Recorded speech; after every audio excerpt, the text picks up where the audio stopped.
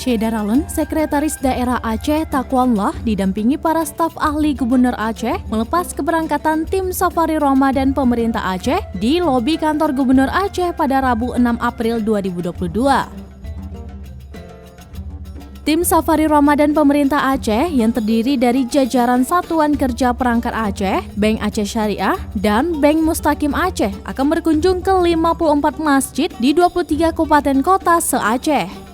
Dalam rangka menyemarakan Ramadan 1443 Hijriah ini, tim Safari Ramadan pemerintah Aceh mengusung tema Gerakan Masjid Bereh.